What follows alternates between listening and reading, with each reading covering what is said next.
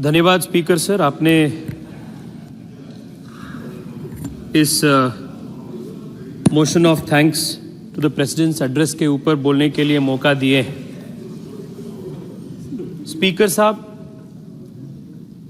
just when I am about to complete 5 years as a first-time member of Parliament, I go back to reflecting the days late 2013, late 2014, when for the very first time many young people of my age then took to the streets in various protest places across the country in the Anna Hazare led protests. देश में एक प्रकार का निराशा का माहौल था। रोज अखबार में बड़े बड़े स्कैंडल्स के, करप्शन स्कैम्स के रोज न्यूज़ आते थे। दिल्ली हो या मुंबई हो, अखबारों में रोज हम टेररिस्ट अटैक्स के बारे में देखते थे, पढ़ते थे।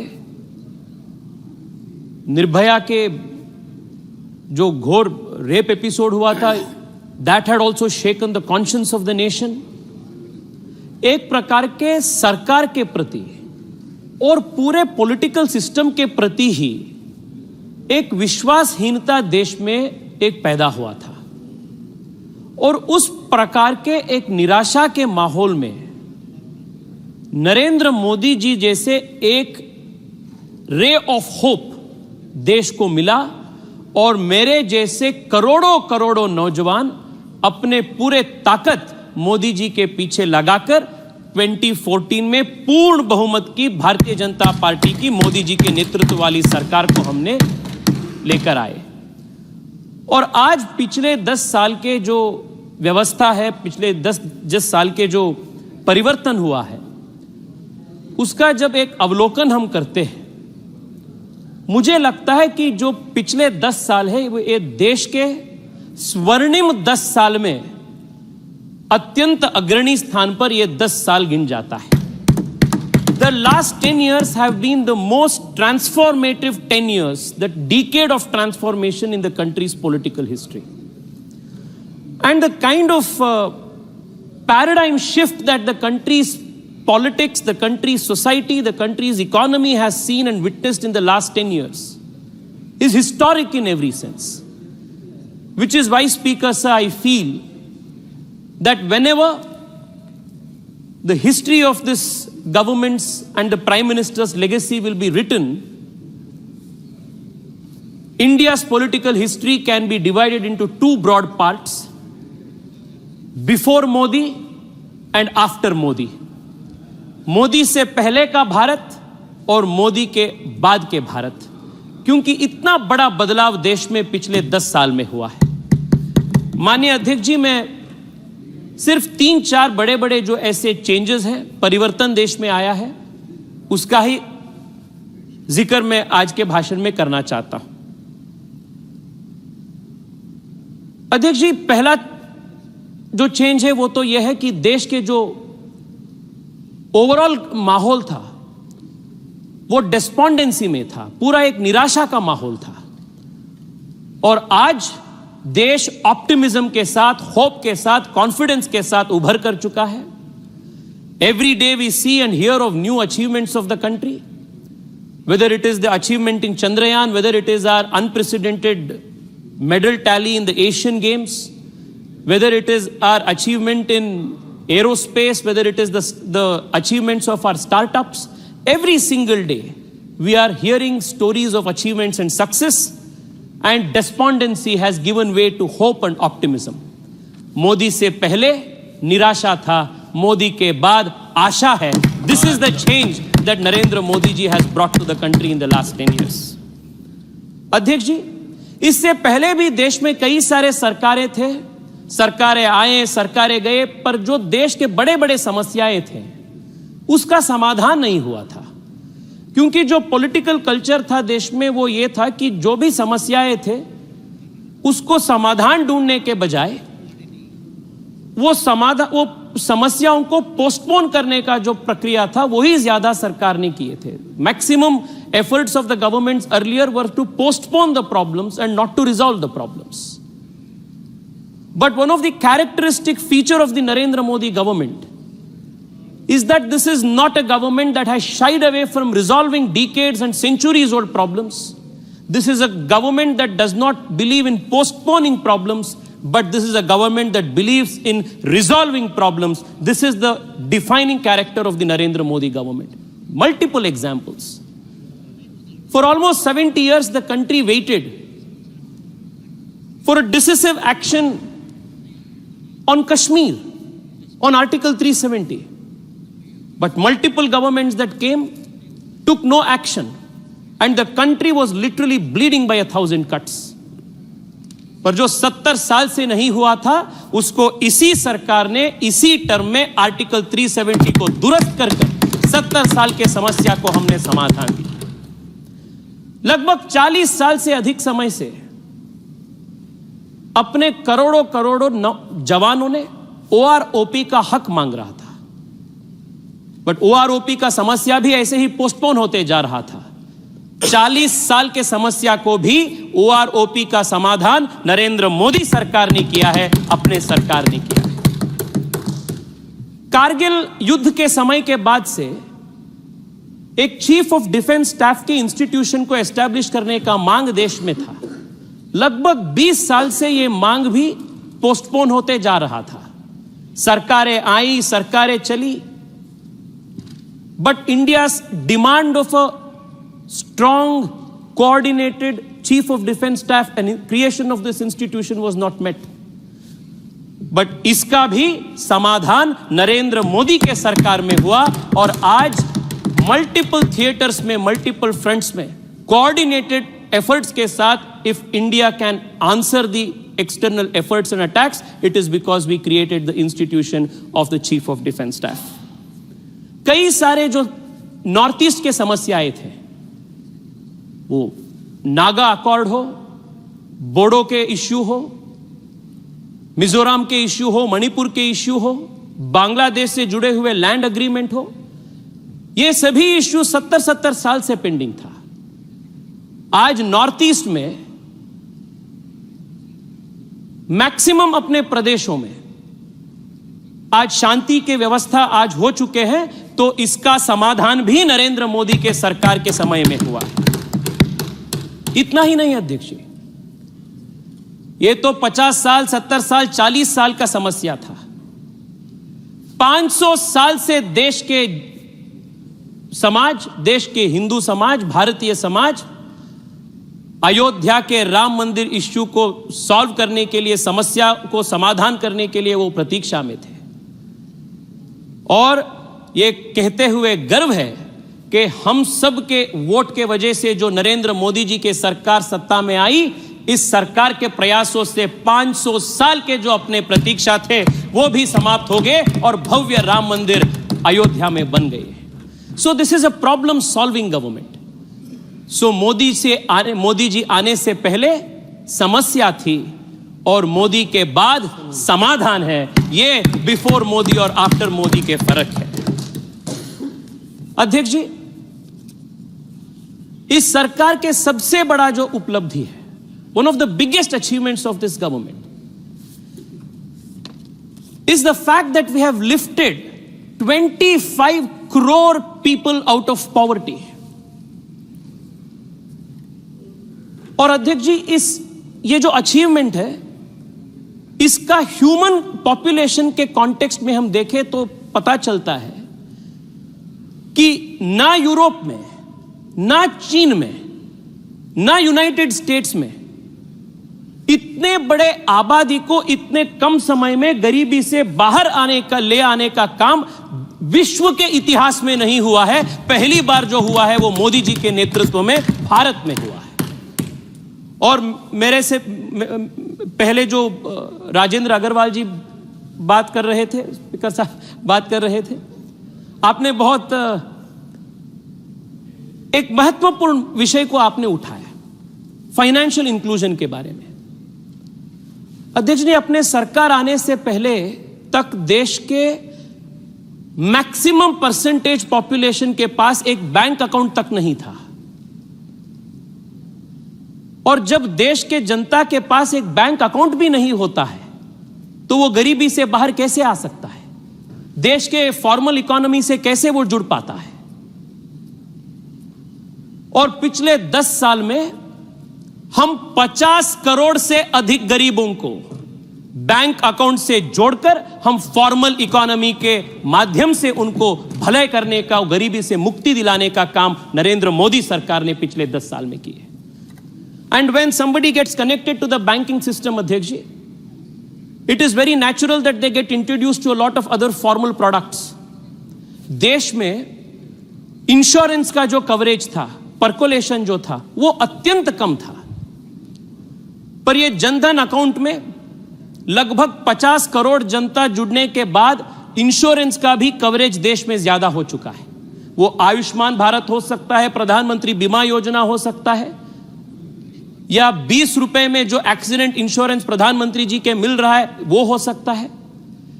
ऐसे जो फाइनेंशियल प्रोडक्ट्स को देश के एलीट वर्ग टेकन फॉर ग्रांटेड मानते हैं, ऐसे कई सारे इंश्योरेंस जैसे प्रोडक्ट्स को पहली बार देश के गरीब तक पहुंचाने का काम अपने सरकार ने किए हैं, नरेंद्र मोदी सरकार ने किए। अध्यक्ष जी, अपने पहले टर्म में जो पिछले 75 साल के 70 साल के जो कमियां थी उसको हम सुधार किए। मोदी जी के सेकेंड टर्म में आर्टिकल 370 हो, राम मंदिर हो, या आज ही उत्तराखंड में यूसीसी लागू करने के लिए ड्राफ्ट प्रपोजल भी हमने पेश किए हैं। ऐसे जो अपने कोर आइडियोलॉजिकल एजेंडा थे उसका भी काम करने का काम दूसरे टर्म में हमने किया। और आने वाले दिनों में और मोदी जी के तीसरे टर्म में विकसित भारत का फाउंडेशन जो है और एस्पिरेशनल ड्रीम्स को फुलफिल करने का काम भी इस सरकार ने करेगा। This is the massive change that the country's polity has seen in the last 10 years. इसलिए देश के युवा कह रहे हैं, मोदी से पहले देश में गरीबी था, मोदी के बाद देश में समृद्धि है। Before Modi there was poverty, after Modi there is prosperity. This is the change the Modi government has seen in the last 10 years. अध्यक्ष जी,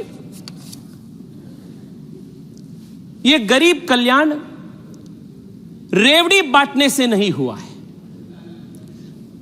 ये गरीब कल्याण गरीबों को सरकार के ऊपर परावलंबित करने से नहीं हुआ है, पर मोदी जी देश के गरीबों को आत्मनिर्भर करने का, स्वावलंबन करने का एक नया तरीके के साथ मोदी जी ने काम किए।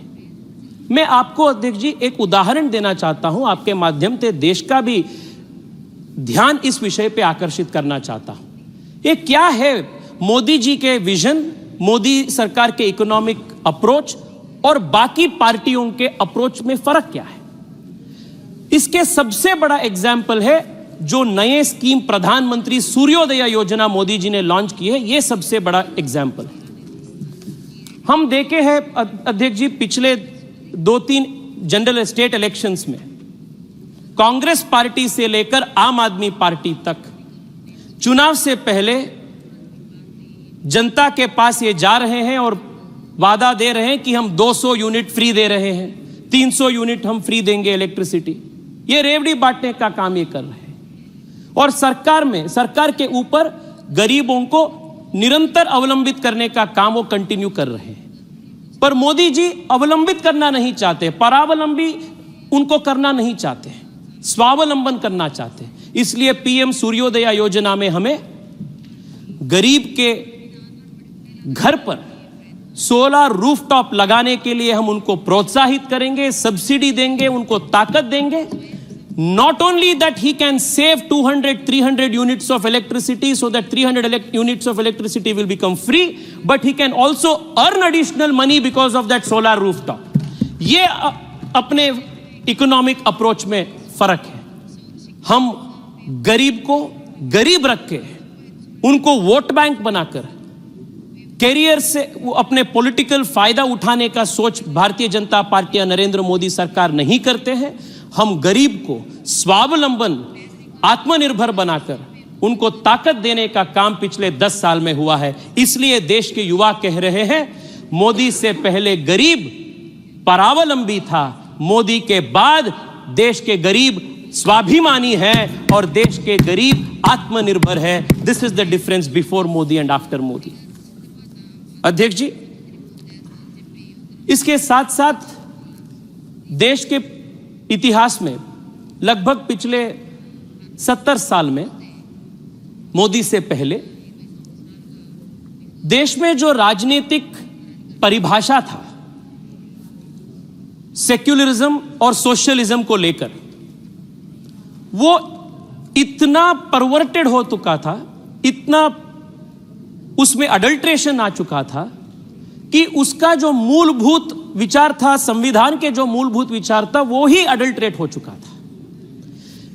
The perverted discourse over the last 6 decades, by perverting and adulterating the very definitions of secularism and socialism in the country, 2 big losses the country had to face. By a perverted definition of secularism, the country culturally lost a lot, and by a perverted communication commentary of socialism, the country lost economically. मैं एक दो उदाहरण ही देना चाहता हूं अध्यक्ष। क्यों इतने समय तक, आजाद होने के बाद 70 साल तक, क्यों इतने बड़े संख्या में गरीब देश में थे?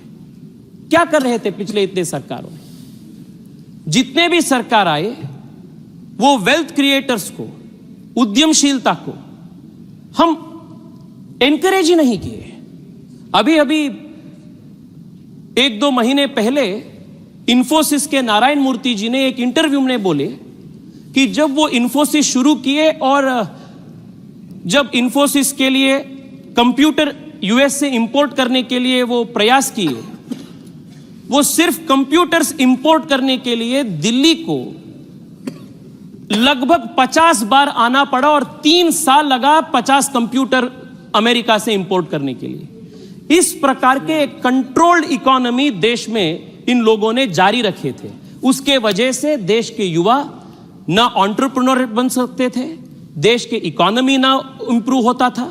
इस प्रकार का एक शैकलिंग ऑफ द एंटरप्रेन्योरल स्पिरिट देश में हुआ था। बट आज मोदी जी आने के बाद for the first time these fetters, these shackles, these chains that had kept the entrepreneurial spirit of the country tied, these have been removed, and as a result 100 से ज्यादा जो अपना स्टार्टअप तब थे, आज 1 लाख से ज्यादा स्टार्टअप्स देश में हैं और देश को समृद्ध बनने के काम में आज के स्टार्टअप्स हैं। अध्यक्ष जी, मैं 3-4 ही और विषय आपके सामने उल्लेख करना चाहता हूं। और अध्यक्ष जी, माननीय राष्ट्रपति महोदया ने रिसर्च एंड डेवलपमेंट के बारे में भी उल्लेख किए। अध्यक्ष जी, इस साल के बजट में 1 लाख करोड़ रुपए धनराशि रिसर्च एंड डेवलपमेंट को प्रोत्साहन करने के लिए सरकार ने रखी। 1 लाख करोड़ रुपए। This is making India future ready and future proof. ये पहली बार देश के युवाओं को रिसर्च एंड डेवलपमेंट करने के लिए इतना बड़ा धनराशि का सपोर्ट देश में मिल रहा है। शायद खास पहले जो सरकारें थे इस प्रकार के सपोर्ट दिए होते, India would have emerged already as a technological superpower in the world. Because they did not do it in many areas, India has to play catch up today.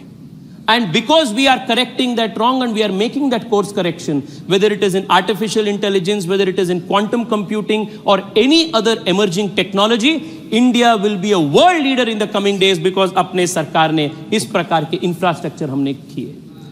अध्यक्ष जी, ये सेक्युलरिज्म का परिभाषा, ये भी देश में एक प्रकार के कल्चरल कॉन्फिडेंस कम करने का काम किया। मैं दक्षिण भारत से आता हूं अध्यक्ष जी, और मैं आपको यह बताना चाहता हूं कि इस प्रकार का एक जो नैरेटिव देश में खड़ा किया गया है, विशेष रूप में पिछले 2-3 साल से, कि दक्षिण भारत अलग है, उत्तर भारत अलग है, और दक्षिण भारत में हिंदी का इंपोजिशन हो रहा है। इस प्रकार का कई सारे भ्रम फैलाने का काम विपक्ष ने कर रहा है। मैं अध्यक्ष जी एक और बात पे भी आपका ध्यान आकर्षित करता हूं। कल कर्नाटका से जो एमपी थे, कांग्रेस पार्टी से एमपी, वो दक्षिण भारत के प्रत्येक राष्ट्र मांगने का काम भी कल उन्होंने किए। इससे बड़ा अगौरव इस सदन के प्रति क्या हो सकता है? आई एम अस्टाउंडेड अध्यक्ष जी, I am ashamed. I am ashamed that a sitting member of parliament has not only violated his oath, but has also betrayed the true intention of the Congress party by demanding a separate nationhood for the southern states of India. There are two things I want to bring to your attention, Adhyaksh. Bar bar DMK के सदस्य, बार बार कांग्रेस के जो south से जो MPs आते हैं, वो ये हिंदू इंपोजिशन के बारे में बात रखते रहते हैं। कार्ति जी भी है, he also keeps speaking about Hindi imposition. I want to tell you through this August House, through you, Adhyaksh ji. I come from Karnataka. My mother tongue is Kannada. I do not want any kind of Hindi imposition. And if there is one party that has resisted Hindi imposition, has been against imposition of any kind, has always supported the vitality, diversity of various languages in India, it is my party, the Bharatiya Janata Party. I want to give you one example from the Constituent Assembly. Now, because this, conclude. Adhyaksh, I'll just take 2 more minutes, because this is a very important issue. Okay. Even yesterday, there were members of the DMK, there were members of the Congress party who created this argument about Hindi imposition. When the debate was being held in the Constituent Assembly, Adhyaksh ji, on what should be the official languages of India, it was Shyama Prasad Mukherjee, who was the founder of the Bharatiya Janasangh, the earlier avatar of the Bharatiya Janata Party, who said this, and I quote, "Some of my friends spoke eloquently that a day might come when India shall have one language and one language only. Frankly speaking, I do not share that view. And when I say so, I am not ignoring the essential need for creating that national unity of India, which must be the foundation stone in our future reconstruction. That unity must be achieved by allowing those elements in the national life of our country which are today vital to function, and function in dignity, harmony, and in self-respect. Today it stands to the glory of India that we have so many languages from the north to the south, from the west to the east, each one of which in its own way has made contributions which have made Indian life and civilization what it is today. If it is claimed by anyone that by passing an article in the Constitution of India, one language is going to be accepted by all by a process of coercion, I say, sir, that will not be possible to achieve. Unity in diversity is India's keynote and must be achieved by a process of understanding and consent, and for that a proper atmosphere has to be created." This was the position of the Janasangh and Shyama Prasad Mukherjee. This is still our position, Kartiji. I will tell you why.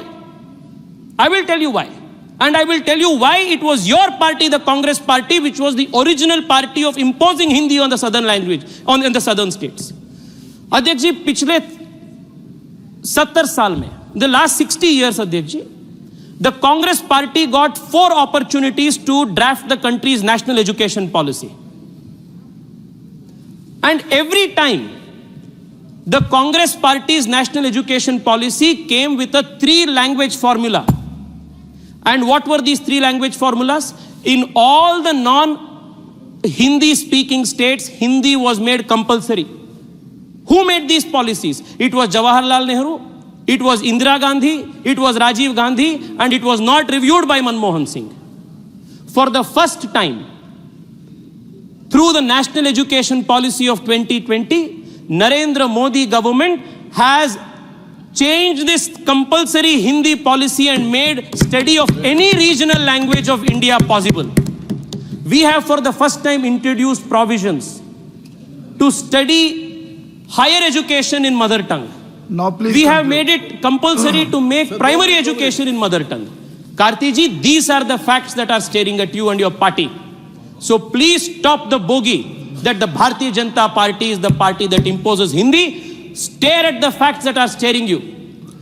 Acknowledge that it was your party that imposed Hindi on coercively on the non-Hindi speaking states of the country. Okay. Adhyaksh ji, I want to conclude only with one thing. पिछले 10 साल में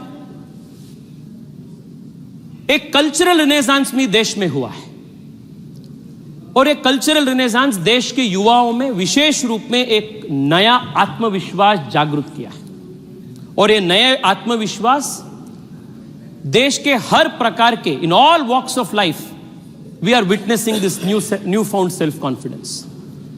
Especially the world is taking note of this. And today India is not only exporting defense equipments, India is only not exporting automobile components, India is not only exporting electronic equipments. Speaker sir, India is today also exporting good governance models to the world, which the world is taking note of. For example, the world is taking note of how India managed COVID. The world is studying that model. The world is also looking at how India has set for itself and for its population a digital public infrastructure which is the best in the world. Many countries are drawing inspiration from this. Not just that, even legislative techno-legal solutions like the ones that we have devised in the data protection law are the ones that the world is taking inspiration from. Modi से पहले अध्यक्ष जी, प्रधानमंत्री जी बनने से पहले हम Gujarat model से देश इंस्पिरेशन लेते थे. आज जब प्रधानमंत्री के रूप में मोदी जी काम कर रहे, विश्व और अलग अलग प्रदेश इंडिया मॉडल से आज प्रेरित हो रहा है, भारत से प्रेरित हो रहा है. This is the change that has taken place. अध्यक्ष जी, I want to conclude with just one particular comment. कल जब निर्मला सीतारामन जी ने अपने बजट भाषण के कंक्लूजन में ये बोली कि 2024 में जुलाई में जब हम वापस आएंगे और विस्तार रूप में जो बजट हम पेश करेंगे, it was an indication of our confidence. But the opposition and its commentators inside and outside of the parliament kept commenting that this is arrogance.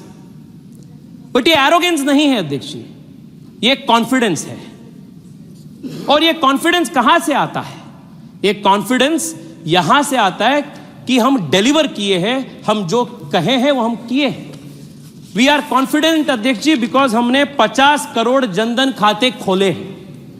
हम वापस आने में विश्वास इसलिए रखते हैं क्योंकि हम 11 करोड़ से ज्यादा टॉयलेट कंस्ट्रक्शन पिछले 10 साल में किए हैं. हम इसलिए कॉन्फिडेंट हैं क्योंकि देश में 30 करोड़ से ज्यादा मुद्रा योजना के अंतर्गत लोन हमने सैंक्शन किए. 43 करोड़ मुद्रा योजना लोन. हम इसलिए कॉन्फिडेंट हैं क्योंकि हम 30 लाख से ज्यादा धनराशि डीबीटी के माध्यम से देश में हम बचाए. हम इसलिए कॉन्फिडेंट हैं क्योंकि 10 करोड़ से ज्यादा गरीब महिला को हम पहली बार एलपीजी कनेक्शन दिए हैं. हम इसलिए कॉन्फिडेंट हैं क्योंकि देश में 4 करोड़ से अधिक गरीबों को पहली बार एक मकान दिलाने का काम हमने किए हैं. हम इसलिए कॉन्फिडेंट हैं क्योंकि देश के 50 लाख से अधिक रेल पटरी वाले जो छोटे 78 लाख से ज्यादा पीएम स्वनिधि लोन ऐसे छोटे दुकानदार को हमने दिए हैं. 15 करोड़ से ज्यादा जल जीवन मिशन के अंतर्गत देश के गरीबों के घर पे पहली बार नल से जल ले आने का काम भी हमने किए हैं. इसलिए हम कॉन्फिडेंट हैं अध्यक्ष जी.